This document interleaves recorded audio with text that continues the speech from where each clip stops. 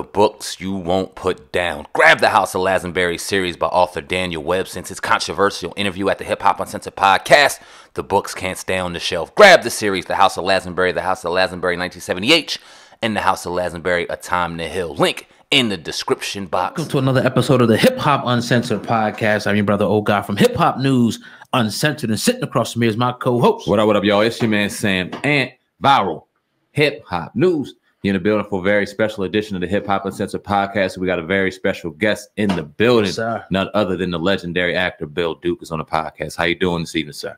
Bless you. I'm doing well, brother. God bless you. Thank you. Nah. The pleasure is all ours. We definitely appreciate having you on.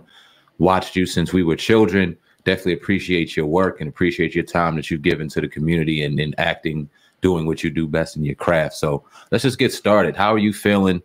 Just had a birthday that just passed. How you feeling in 2021, given everything that we've seen thus far in the past year? I'm glad to be here and grateful for every single day. Every morning I wake up and say, thank you, Mother, Father, God, for another day. And I'm grateful. COVID, like to ask people about that, man. How have things been for you since COVID has hit? And how are you able to make adjustments to your living because of COVID? Well, I stay in a lot, and when I go out, I wear a shield and a mask, and I have a spray that I put together with alcohol and hydrogen peroxide. I spray everything, including some people I meet with, unfortunately. All right. But I spray everything. In terms of my business, I've been working with Tyler Perry and Steven. I just did a film with Steven Soderbergh that Matt Damon and Don Cheadle starred in, and I did another thing, The Oval, and I do a thing called Black Lightning. And in those situations, they have COVID teams. In other words, in Tyler Perry's, for example, you cannot leave the lot or have anybody come onto the lot. While you're there, you're there. And you're tested several times a day. So you are, in terms of production, if you're an independent filmmaker, it's challenging because if they have a COVID team, and sometimes that's over $100,000. So it's like, it's changing the way things are moving, but, hopefully we'll come back in production fully soon.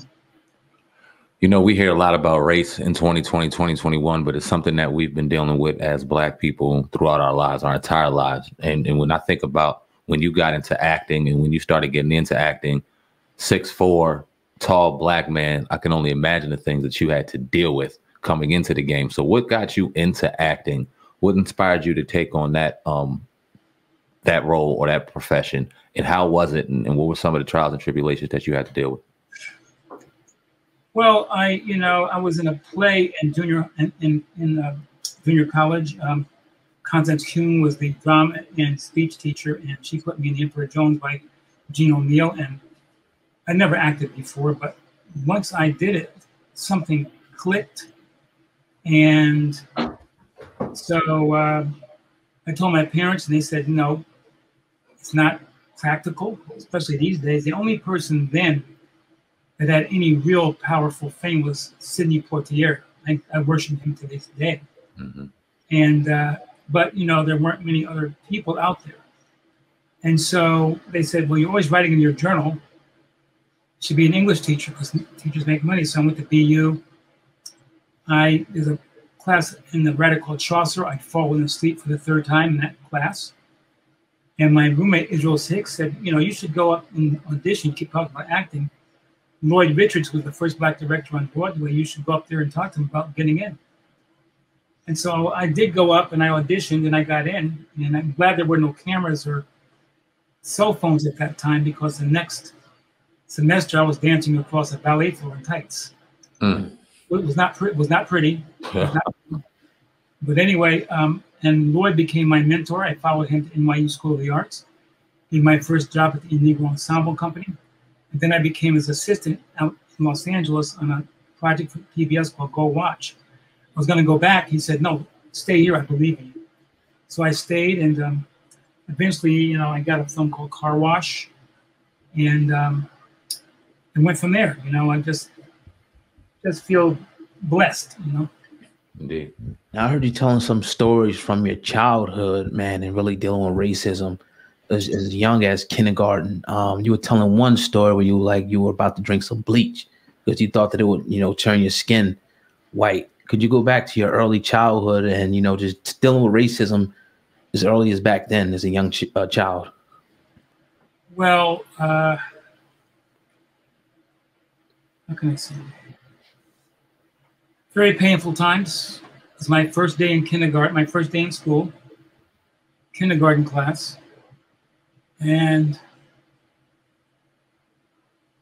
there were two black people in the class, myself and a little girl, I forgot her name.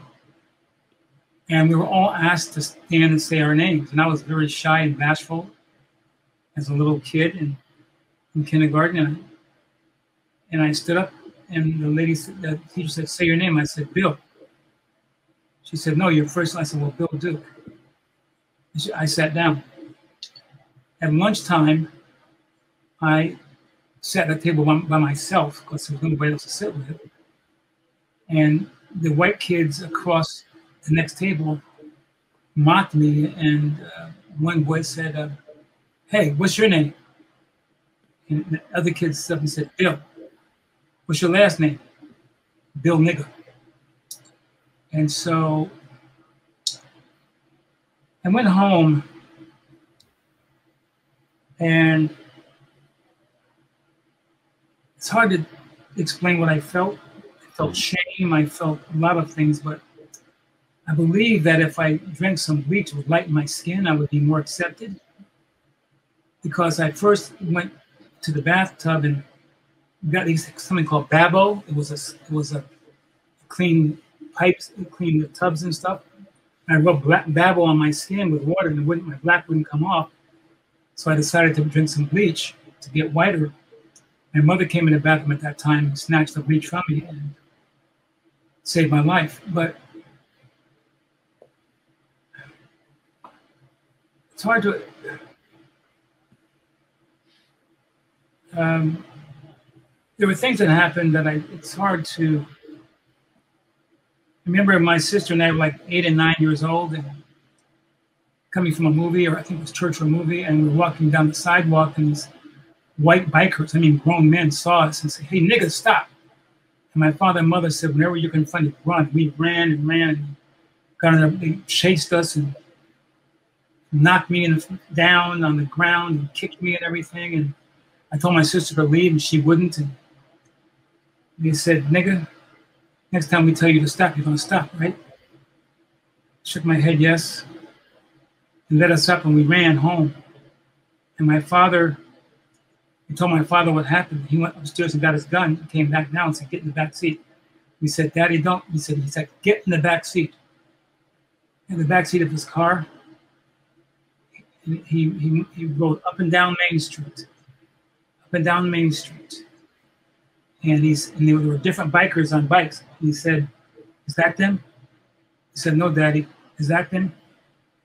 And if we saw them, we wouldn't tell him because he would have killed them. We never would have seen our father again. So we just dealt with it. Did you see him? Yes. Man. Oh, man. Now, to add on to that, I think you said your grandparents were slaves or something like that. Is that true? Or great-grandparents were slaves? So this is real for you. Is that true? My grandparents were not slaves, but they saw a lot. And my great-grandparents, I think they may have come out of slavery at some point, but they saw things that, they told us about what they called lynchings. They just hung us, as you know. Mm-hmm. And then what they called nigger barbecues, where there were two ways they did it. There's a book called Without Sanctuary. You got to get this book. It's a pictorial history of the lynchings and nigger barbecues. And it's called Without Sanctuary. Okay. And they would hang us in trees and put fires beneath us and dehydrate our bodies, or they would put us on spits alive and roast us alive. We would be screaming until we were dead. And when the ashes fell into the smoke and the fire, and you'll see it in the book, they just stand with pieces of our bodies in their hands like this and smile. So I can tell you, my mother and father. My mother was from West Point, Mississippi. My father was from Orange, Virginia. When they were young, there were no. The sidewalks were made of wood, and the streets were made of mud.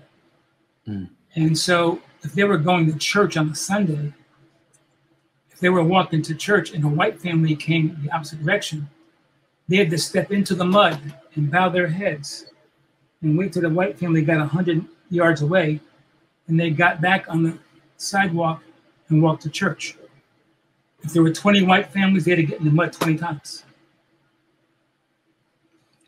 Looking and dealing with what you've dealt with and saw, and now looking at today, how do you think that times have changed? And because we're still dealing with issues, nothing compared to what our grandparents, great-grandparents, or elders before have dealt with, but still dealing with our share of racism.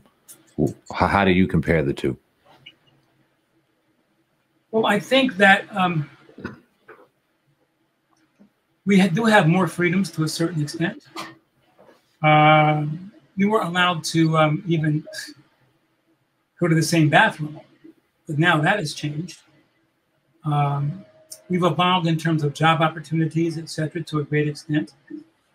But there are still, as you can see, from George Floyd to other, Mr. Brown and young Black boys that are being killed every day, it's like there is still an unfortunate amount of racism that exists. What disturbs me as much or more, and I get in trouble for saying this, but it's what we do to each other. Mm-hmm. We are killing more of each other than police or anybody else is killing. And I believe if that stopped, we came together, nothing could stop us. We're so divided as a people. And we're killing each other in, drive-bys and shooting little babies on porches. Are you kidding me? What? I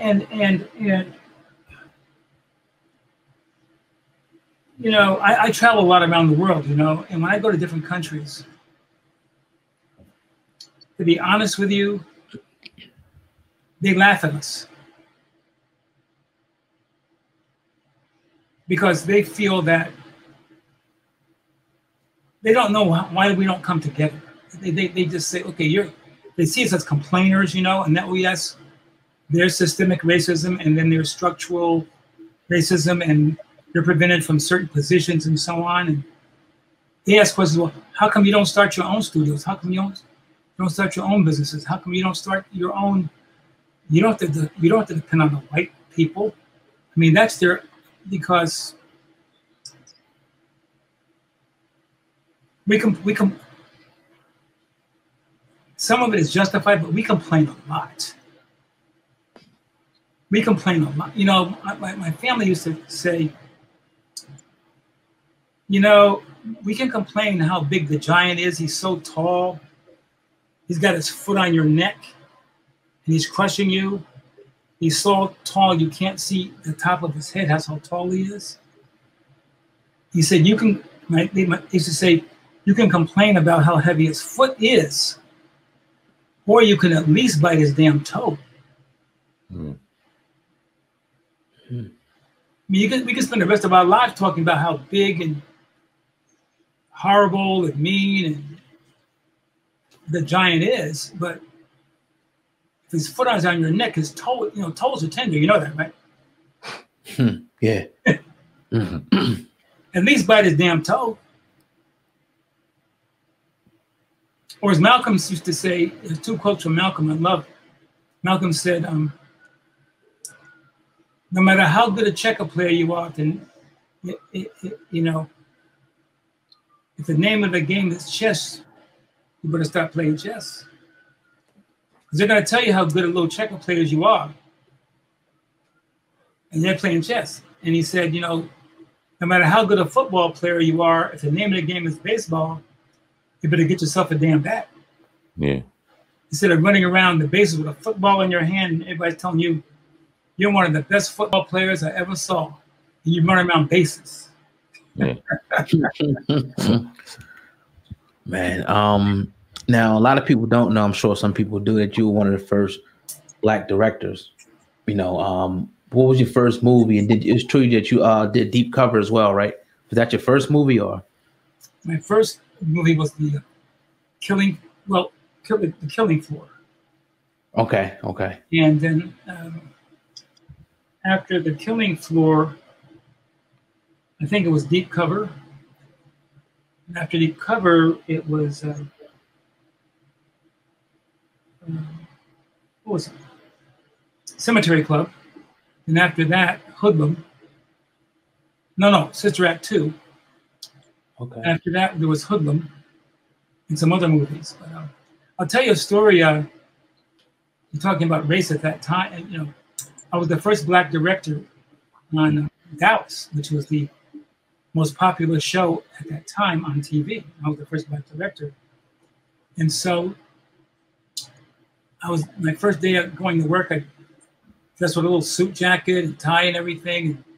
I had an old car, but I got it washed and had my briefcase, and I drove up to the security gate, and I rolled down my window, and the security guard looks in the window at me, and he says, and I'm quoting now, he said, "Who are you delivering for?"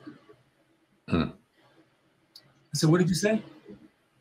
He said, "Who are you delivering for?" Now, if I said many times, I wanted to say I'm about to deliver a can of whip-ass to you. But if I had said that, I would have been the angry Black man in Hollywood. So instead, I had seen a Dr. King on TV the night before, talking about inner peace, etc. And instead, I said, I'm delivering my talent as the first Black director on Dallas. Please open the gate. The most gratifying thing was the look on his face. No, you say you directed Dallas. Yes, that's I was the first Black director on Dallas. Yeah, I think you were probably the first Black anything around Dallas, because my dad used to watch that show, and I don't remember a damn Black person nowhere near that. The God bless. That's wow. That's crazy. You were talking a little bit about how we got to hold ourselves accountable to violence that we kind of bring amongst each other.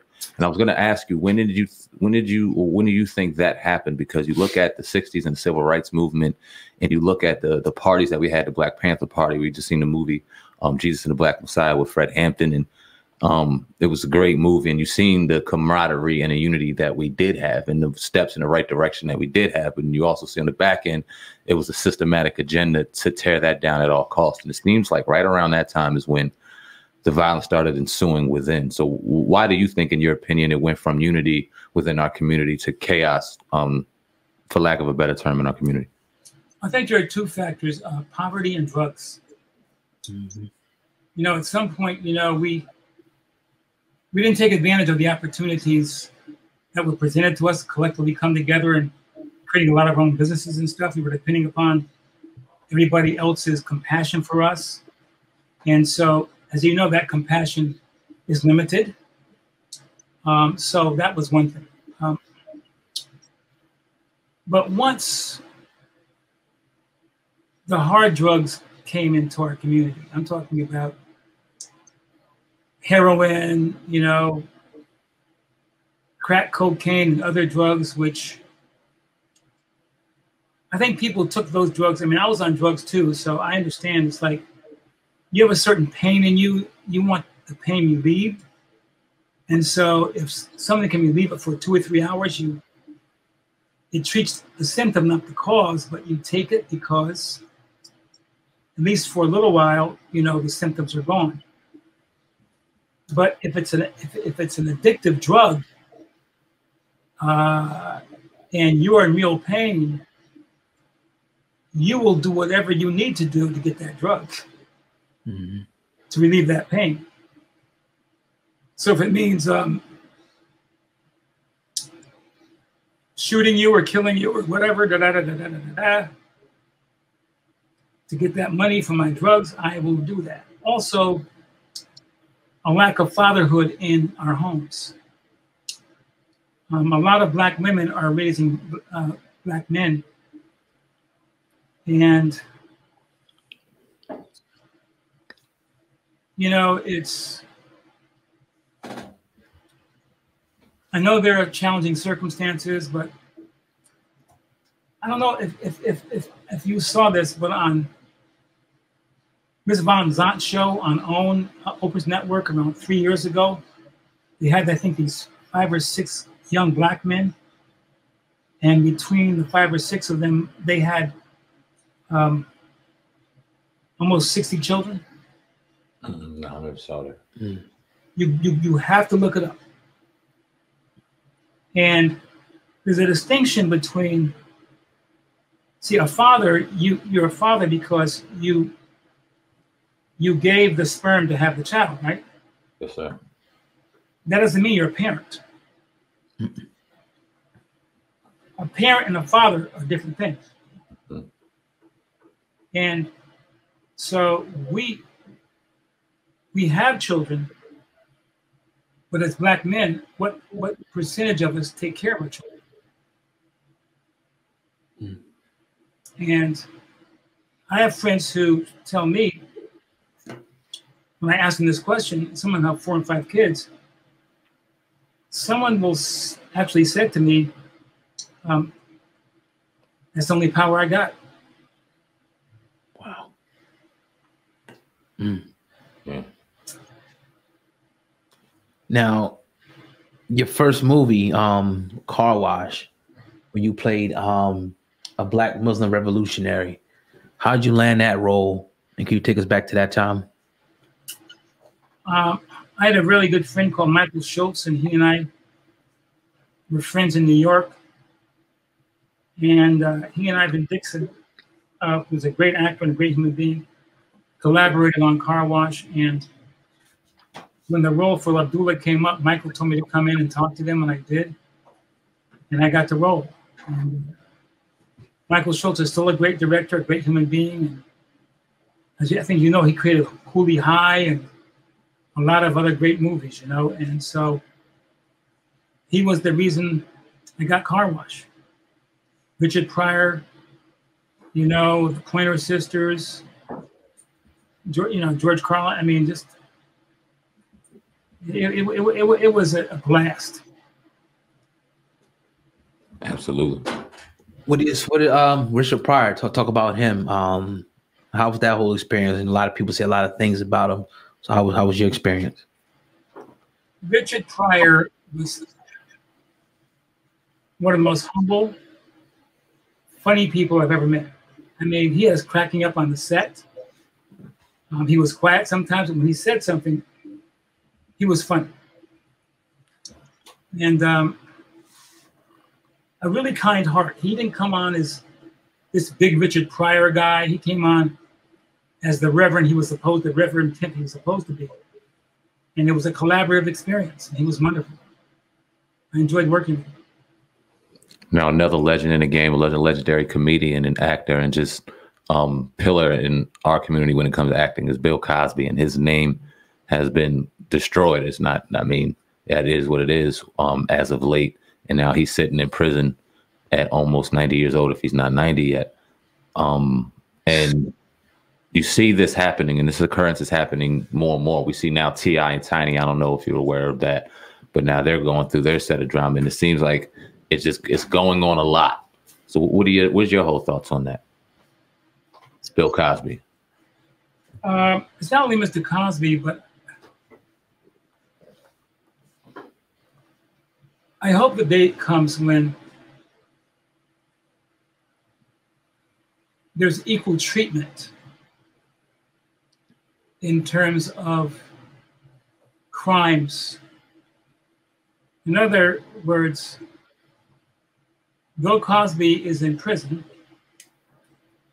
I think Harvey Weinstein, is he still on house arrest in his home, or is he in prison? I don't know.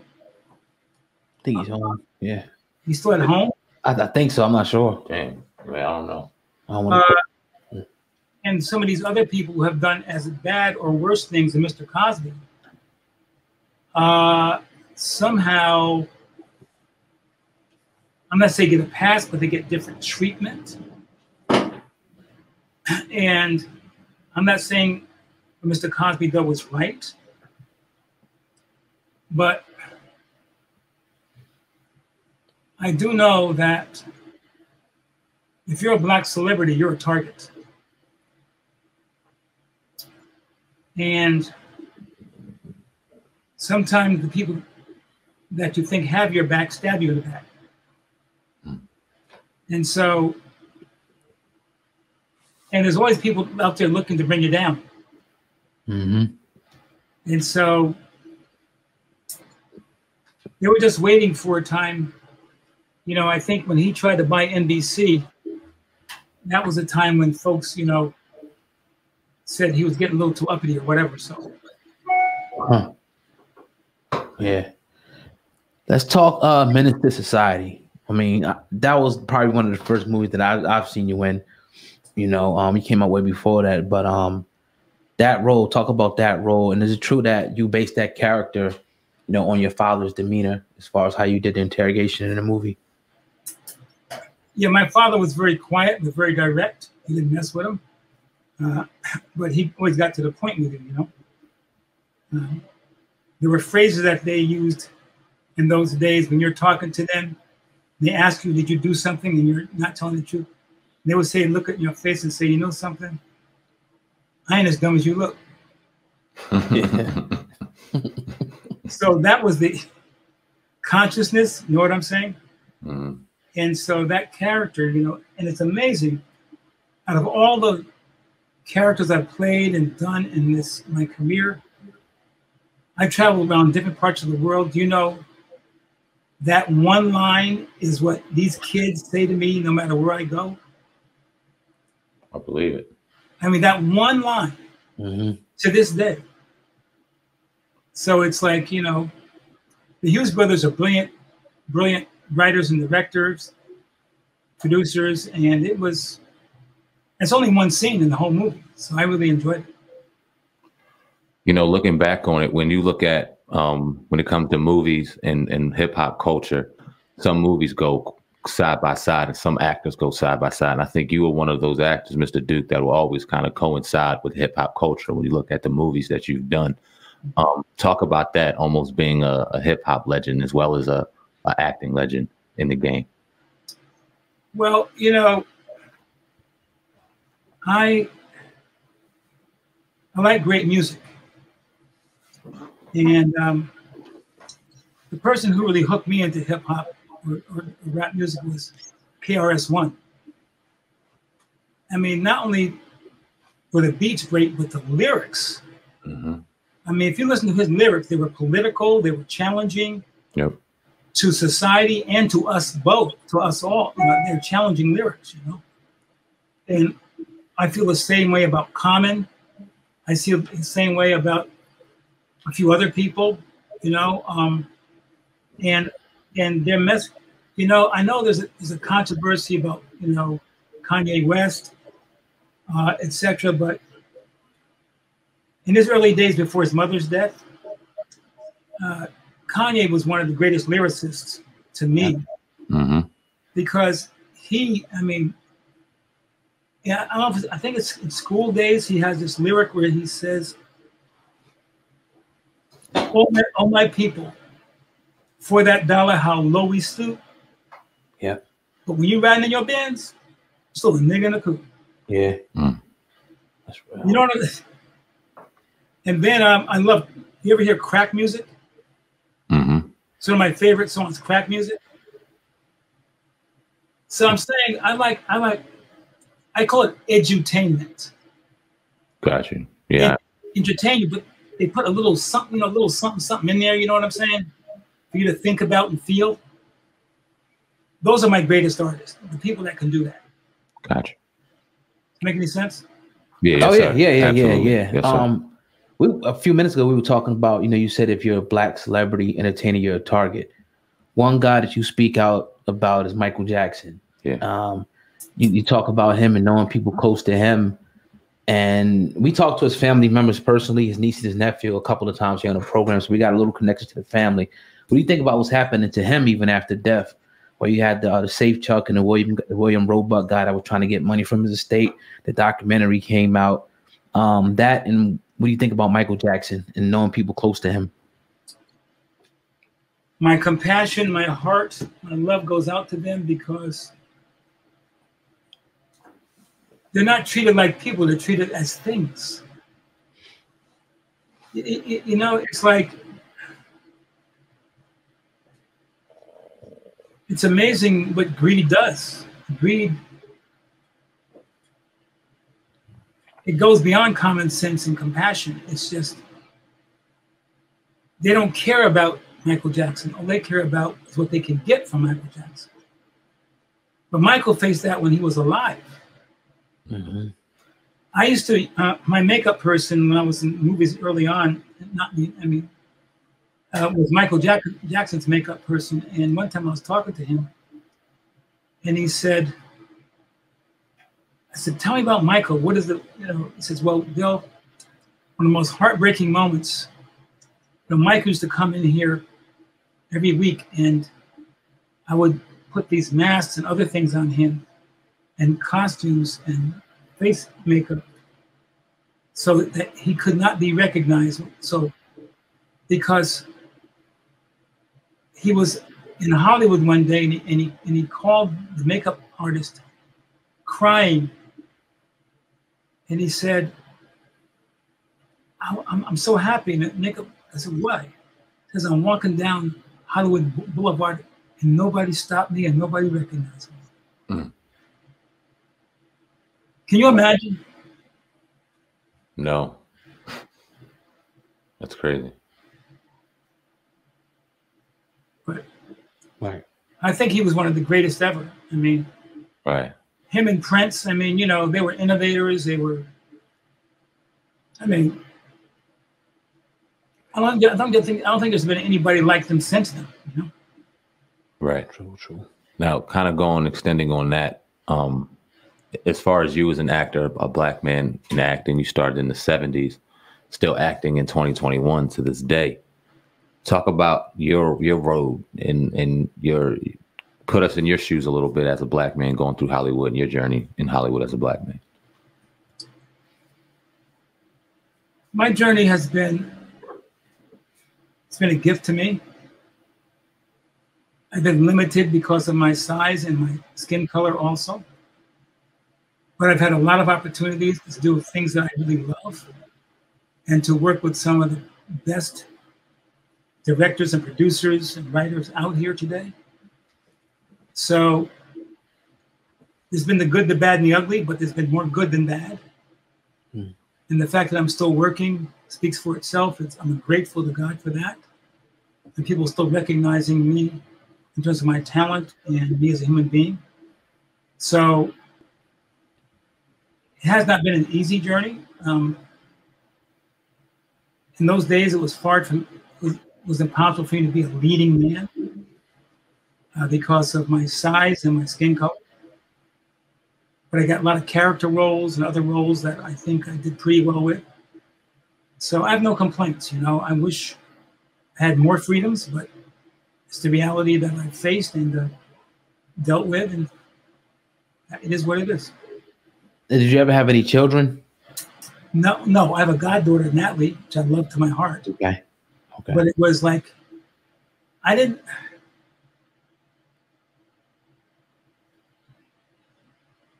there's two reasons I think I never had kids or got married. One is because it's an up and down. My parents taught us, you better not have a child unless you can take care of it. Yeah.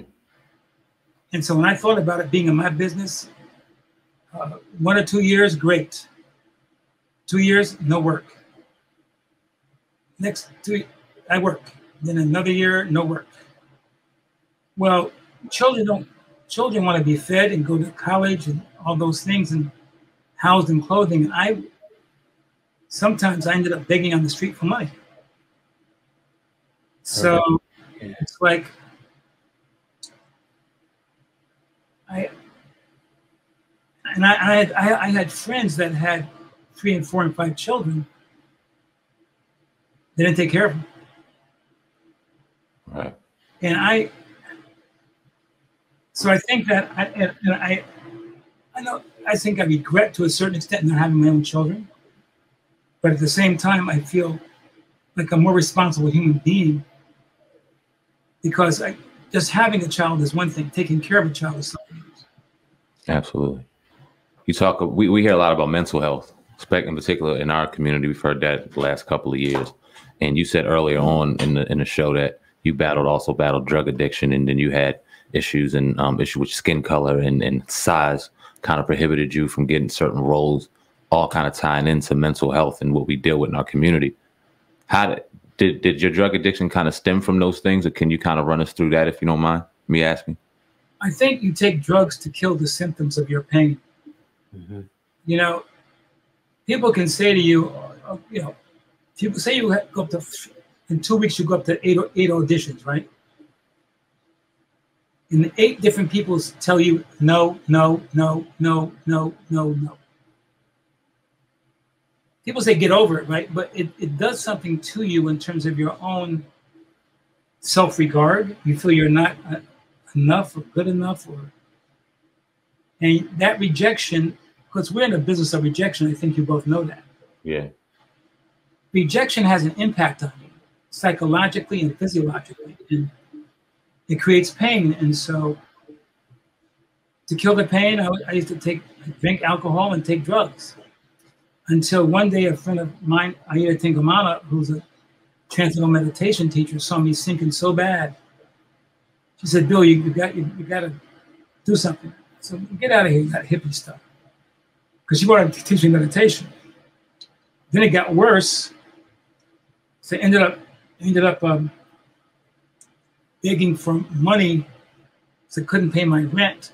And I was on the street, and this lady, older black lady, was coming to me and said, "Ma'am, got some change?" She looked at me and she passed me by. And I said, "No, next person put some money," and I felt a tap on my back. And it's that same older lady. I said, "Ma'am, you got some change?" She looked at my face, and it seemed like minutes, but it was like a few seconds. She looked at my eyes, and she looked and looked, and she said, "Baby, do your mama know you out here doing this?"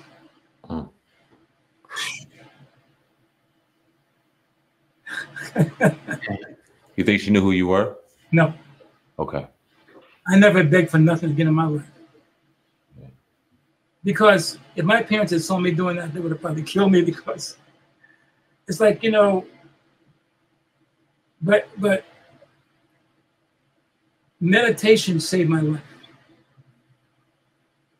And meditation saved my life, because drugs and alcohol deal with the symptoms, but meditation deals with the cause. Your lack of self-respect, your lack of self-regard, your lack of faith in yourself and hope. Rejection does that to you. So what's your secret, man, to health and longevity? I think you're almost 80 years old. Been in the game a long time. What's some of your secrets, man, that kept you, upright so long? Psychologically and spiritually, meditation.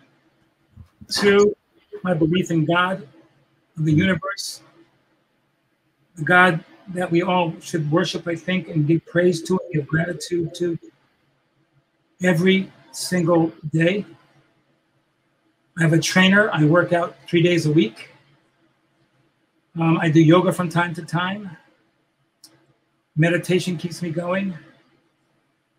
And I used to think that if I got to a certain age, I would be wise. And what I learned at my age and a little before this is wisdom is your constant desire to learn. No matter how old you are, the minute you say you know it all, the universe laughs at you. Mm-hmm.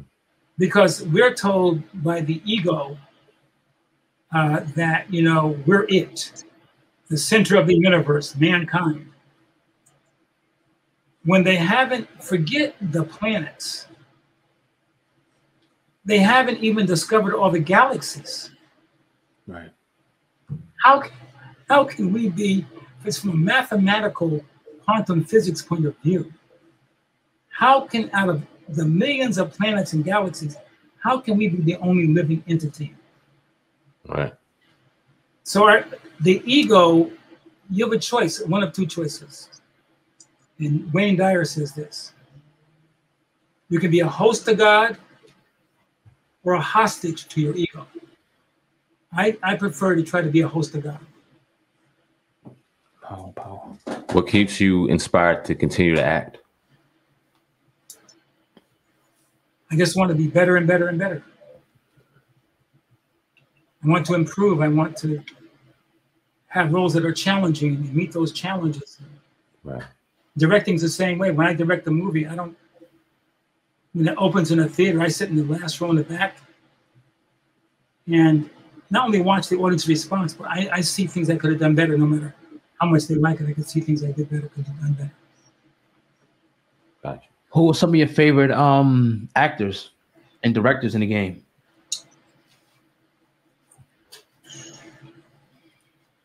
Well, as I said, Michael Schultz, in the past, the models who shaped my way of looking at directing, I would say Citizen Kane. I would say Once Upon a Time in America, The Godfather. I would say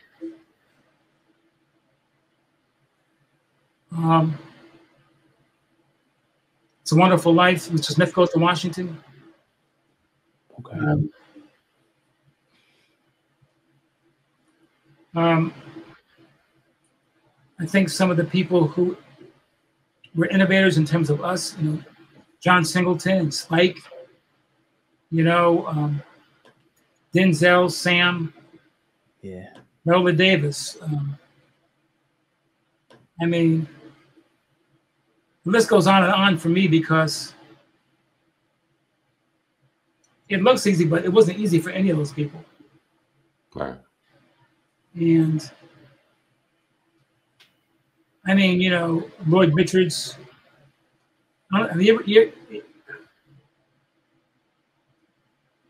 Lloyd Richards was, a genius. Go ahead, sir. Sorry. Yes. He inspired me as a mentor, but also in terms of the quality of his work. And anyway. Who would you say some of your friends are still within the industry? Do you have any friends, or anybody you can consider friends within the industry throughout time? Bill Cobbs, Lou Gossett,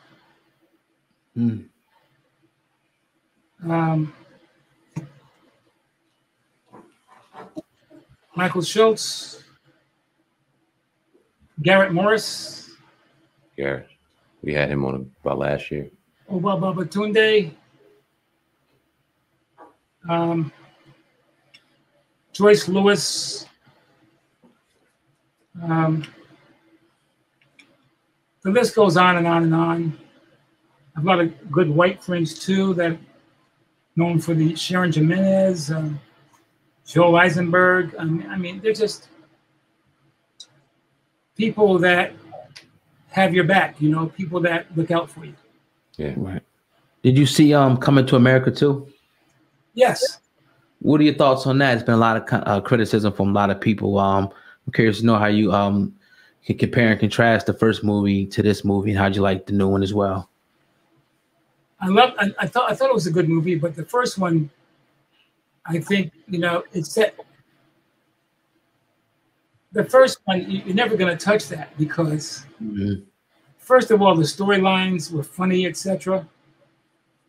But when you saw Arsenio and Eddie Murphy play those different roles, when they were the Barbershop, for example, and